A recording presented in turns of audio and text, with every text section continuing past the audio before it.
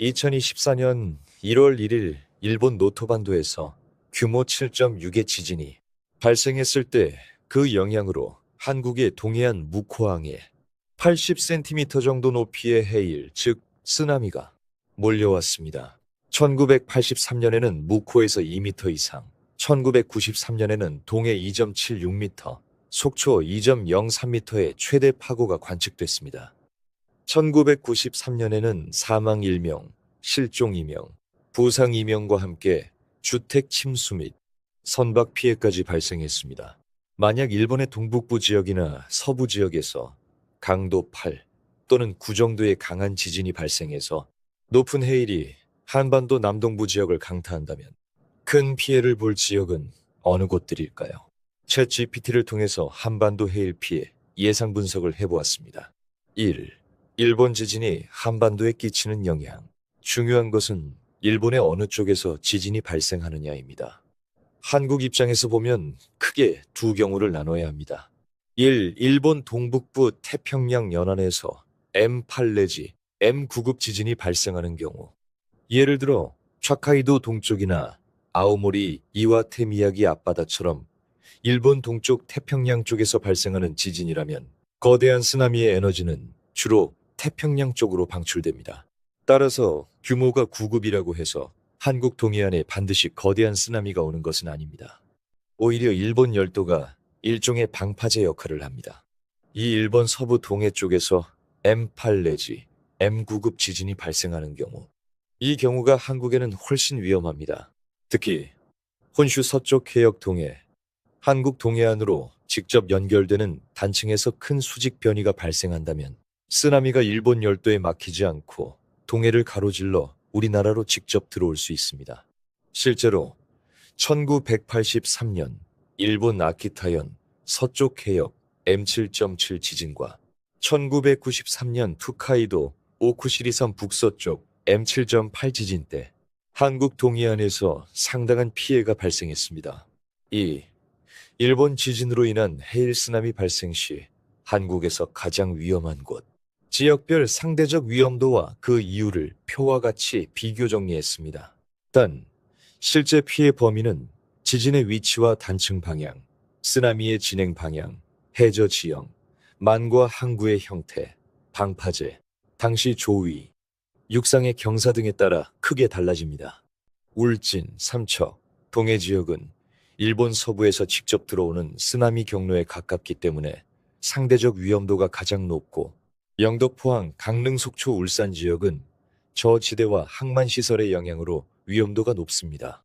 해안 저지대와 항만, 많이 많은 부산과 경주, 동해안의 경우도 위험도가 높은 편입니다. 거제, 남해안과 제주의 경우 지진의 발생 위치와 방향에 따라 어느 정도의 피해 가능성은 있습니다. 특히 동해, 삼척, 울진, 영덕, 포항으로 이어지는 해안은 주의해야 합니다. 2024년 노토 지진 때에도 쓰나미는 묵호에서 82cm였지만 울산, 부산까지 도달했습니다.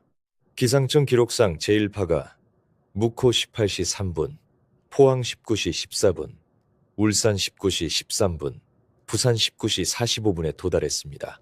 쓰나미는 단순히 높은 파도가 해안선을 한번 때리고 끝나는 현상이 아닙니다. 물이 해안으로 들어오면서 육지를 따라 상당한 거리를 이동할 수 있습니다. 특히 위험한 곳은 해수면과 거의 같은 항구, 하천하구, 해안 매립지, 방파제 안쪽, 해안 산업단지, 저지대 주거지역, 해변 뒤쪽의 평탄한 지역, 지하차도, 지하주차장, 항만 배후지역 등입니다. 3. 특히 항구가 위험합니다. 같은 1m 높이의 쓰나미라도 항구에서는 피해가 훨씬 커질 수 있다는 것입니다. 항구와 많은 물이 좁은 공간으로 들어오면서 파도가 증폭되거나 장시간 출렁이는 현상이 발생할 수 있습니다. 2024년 노토반도에서도 만해 지형 때문에 첫 번째 파보다 뒤따른 파도가 더 크게 증폭된 사례가 관찰됐습니다. 4. 해일의 파고가 1m, 2m, 3m, 5m일 때 위험도 예상. 표에서 보는 바와 같이 높이 2m 또는 3m 이상의 쓰나미가 몰려오면 위에 언급한 위험지역 대부분이 해안 항만 하구 저지대 지역을 중심으로 심각한 피해를 입을 가능성이 큽니다. 인구가 비교적 많은 대도시 지역에 속하는 부산, 울산, 포항의 경우는 강이나 항구 주변의 저지대에 대한 재해 방지 필요성이 클 것으로 보입니다. 부산의 낙동강 하구, 명지, 다대포, 그리고 부산항 주변의 저지대, 울산항, 태화강 하구, 온산 일대의 저지대, 영일만, 형산강 하구, 해안 저지대라는 조건이 겹치는 포항 역시 주의가 요구됩니다. 대도시는 아니지만 영덕, 울진, 삼척, 동해 지역 역시 안전하다고는 하기 어렵습니다. 특히 동해시는 1983년과 2024년 묵호에서 관측됐던 상당한 규모의 쓰나미 때문에 한국에서 쓰나미 민감도가 매우 높은 곳이라고 볼 수 있습니다.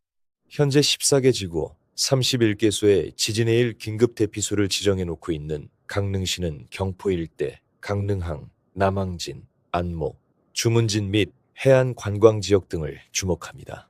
청초천과 쌍천이 바다와 연결되어 있고 시가지의 평야지대가 존재하는 속초시는 1993년에는 2.03매, 1983년에는 1.56매, 2024년에는 41cm가 관측됐습니다. 특히 속초시가 지정한 쓰나미 대피 장소를 보면 해발굼 10m, 11m, 16m, 비교적 낮은 고도의 시설들도 대피 장소로 지정되어 있는 반면 30, 40m 이상의 장소도 다수 존재합니다.